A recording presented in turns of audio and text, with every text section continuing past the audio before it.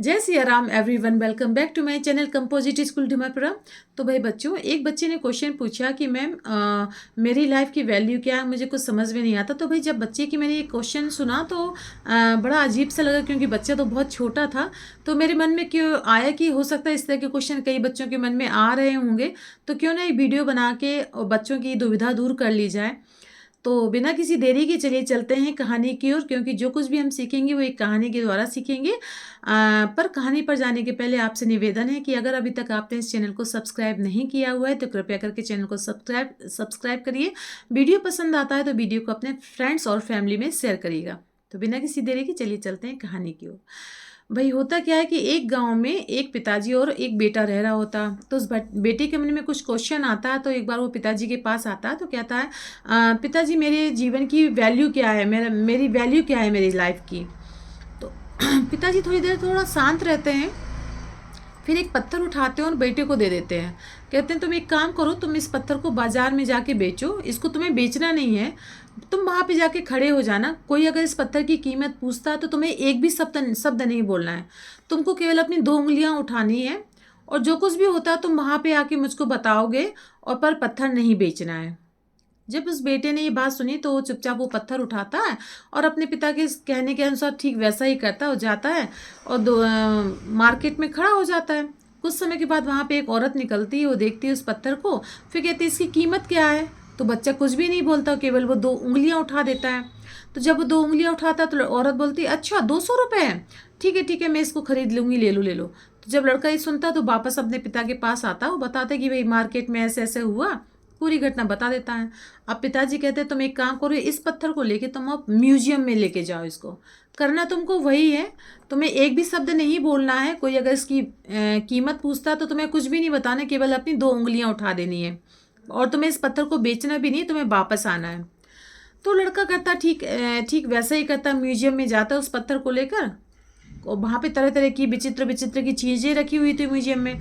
तो एक आदमी जब इस पत्थर को देखता है तो उसके मन में आता विचार, पास में आता उस लड़के से पूछता है कि अरे इस पत्थर की वैल्यू क्या है, कीमत क्या है इस पत्थर की। तो लड़का कुछ भी नहीं बोलता है, उसी तरह 2 उंगलियां उठा देता है। तो भाई वो आदमी बोलता है अच्छा 20,000 रुपये इसकी कीमत है, ठीक है मैं इसको खरीद लूँगा, ये मुझे दे दो। तो लड़का वापस चला आता है बिना बेचे हुए, और बताता सारी बात, अपने पिता को बता देता है कि क्या क्या होता म्यूजियम में। अब पिताजी कहते हैं कि भाई अब तुमको ये काम करना है कि इस पत्थर को एक जो कीमती पत्थरों की दुकान है वहाँ पर इसको लेके जाना है, और करना तुमको सेम वही है। कोई अगर इसकी कीमत पूछता है तो तुमको उसकी कीमत नहीं बतानी है, केवल 2 उंगलियां उठानी है। लड़का ठीक वैसे ही करता है, दुकान में जाता है, कीमती पत्थरों की जो दुकान होती है वहाँ जाता है, उस पत्थर को रखता है। फिर वहाँ से एक आदमी निकल रहा होता है, उसकी नज़र उस पत्थर पर पड़ती है। तो जैसे ही उसकी नज़र उस पत्थर में पड़ती है तो एकदम से भौचक्का सा हो जाता, करी अरे इतना कीमती पत्थर, इतने समय से मैं इस पत्थर को ढूंढ रहा था। और उस लड़के से पूछता है कि इसकी कीमत क्या है। तो वो लड़का कहता है, कुछ बोलता नहीं है, केवल 2 उंगलियां उठा देता है। तो जब वो 2 उंगलियां उठाता है तो आदमी बोलता है अच्छा 2 करोड़ रुपए इसकी कीमत, ठीक है मैं इसको खरीद लूंगा, तुम एक काम करो ये पैसा ले लो। अब लड़का तो बिल्कुल भौचक्का हो जाता, वो वापस आता अपने पिता के पास और सारी बात बता देता है कि भाई ऐसा ऐसा हुआ। तब पिताजी कहते हैं कि अब तुम्हें समझ में आया, तुम मुझसे पूछ रहे थे कि मेरे पिता की मेरी जीवन की वैल्यू क्या है, तो इस घटना ने तुम्हें बता दी होगी तुम्हारी वैल्यू क्या है। बच्चा अभी भी समझ में नहीं आता उसको कुछ भी, कहता नहीं पिताजी मुझे ज़्यादा कुछ समझ में नहीं आया, ऐसा क्यों हुआ, एक ही पत्थर की अलग अलग वैल्यू कैसे हो गई। वहाँ खड़ा था तो 200 रुपये, म्यूजियम में गया तो 20,000 रुपये, और अगर कीमती पत्थर की दुकान में गया तो इसके 2 करोड़ रुपये। बताइए ये ऐसे कैसे हुए, पत्थर तो एक ही था। तब पिताजी बोले इस पत्थर को तुम अपनी जगह रख के देखो, तुम जिस जगह पे खड़े हो ना वो जगह ही तुम्हारी वैल्यू बताती है। अब ये तुम पर डिपेंड करता है कि तुम्हें अपने आप को कहाँ रखना है। तुम्हें अपने आप को 200 की जगह पर रखना है, 20,000 की जगह पर रखना है, कि 2 करोड़ की जगह पर रखना है। तो ये डिपेंड करता है तुम पर। तुम कह रहे हो कि मेरे लाइफ की वैल्यू क्या है, तुम अपनी वैल्यू तुम अपनी खुद बनाओगे, अपने आप को कहाँ रखते हो। भाई जब ये बात बच्चे ने सुनी तो उसकी बात में बिल्कुल उसको समझ में आ गया कि हमें अपनी वैल्यू हमें अपनी खुद बनानी होती है। हम किसी दूसरे से नहीं पूछ सकते हैं कि भाई मेरी वैल्यू क्या है। जब तक आप अपनी खुद वैल्यू नहीं बनाएंगे तो दूसरा आपकी वैल्यू क्यों बनाएगा? बहुत सीधी सी बात है। तो अपनी वैल्यू बनाने के लिए हमें क्या करना होगा? हमें एक ऐसे प्लेस को ढूंढना पड़ेगा जहाँ पे हमें लगे कि हाँ, ये प्लेस जो है ना, ये वास्तव में हमें ऊंचा दर्जा देगा।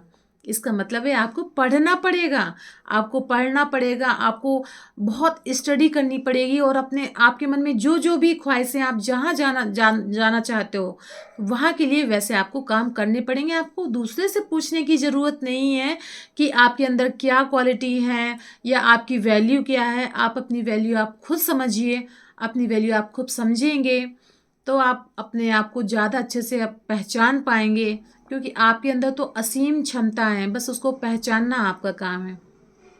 दूसरा, अगर आपको कह देता है, डीमोटिवेट कर देता है कि तुम तो ये काम नहीं कर पाओगे, तो उसी क्षण आपके मन में नेगेटिविटी आ जाती, नहीं नहीं मैं नहीं, जबकि बिना कुछ समझे कि नहीं आप सब काम कर सकते हो।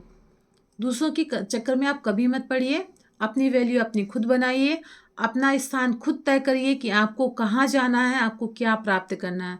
तो भाई ये तो हो गई कहानी। बताइएगा आपको ये कहानी कैसी लगी। इस कहानी ने थोड़ा बहुत भी अगर आपके जीवन में परिवर्तन लाया हो या थोड़ा बहुत भी आपको थोड़ा सा मोटिवेशन दिया हो, तो आप इसको अपने फ्रेंड्स और फैमिली में शेयर करिएगा। वीडियो पसंद आता है तो वीडियो को लाइक करिएगा। फिर मिलते हैं हम नेक्स्ट वीडियो में, तब तक के लिए जय सिया राम।